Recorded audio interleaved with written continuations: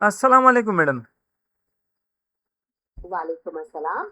कैसे हैं आप? मैं ठीक हूँ। लेक्चर। हाँ, लेक्चर स्टार्ट करते हैं जी मैडम।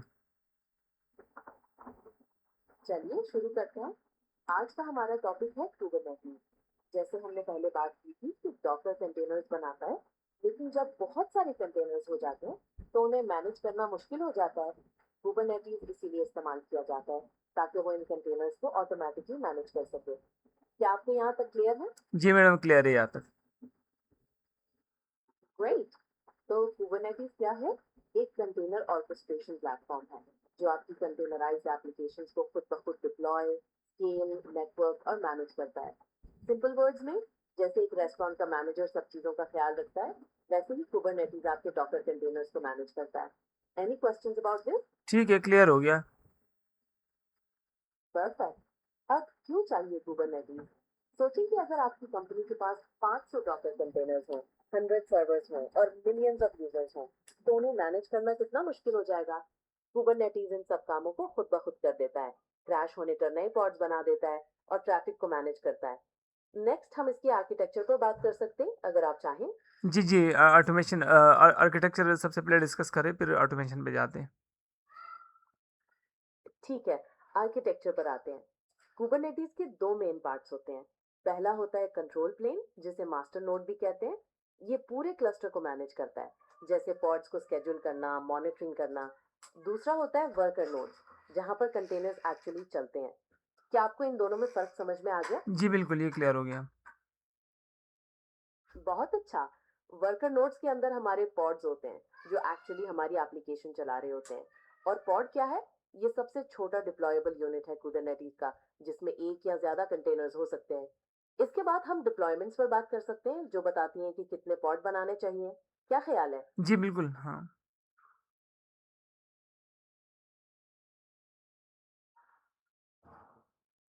जी जी मैडम, पोर्ट्स के बारे में बताइएगा ज़रा।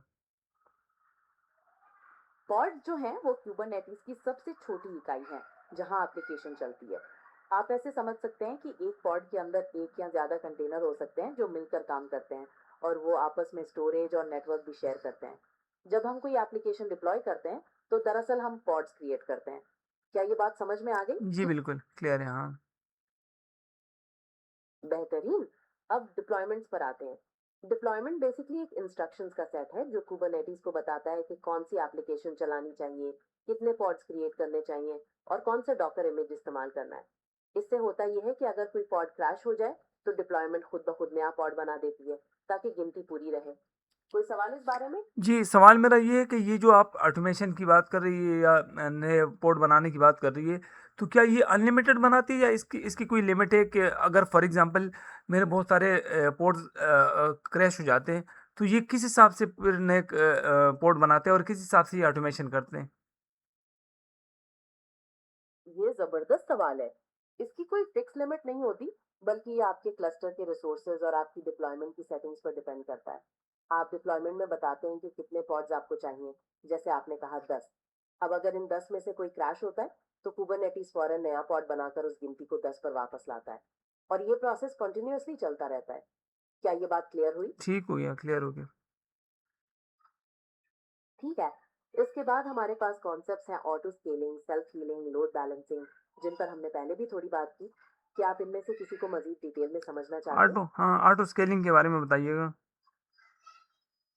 ऑटो स्केलिंग में कुबरनेटिस आपकी वेबसाइट पर ट्रैफिक के हिसाब से पॉड्स की गिनती को खुद ब खुद बढ़ा देता है या कम कर देता है। फर्ज करें कि अचानक 50,000 यूजर्स आ गए, तो वो पॉड्स को बढ़ा देगा ताकि वेबसाइट क्रैश ना हो। और जब ट्रैफिक कम हो जाएगी तो एक्स्ट्रा पॉड्स को रिमूव कर देगा, जिससे आपके रिसोर्सेज सेव होंगे।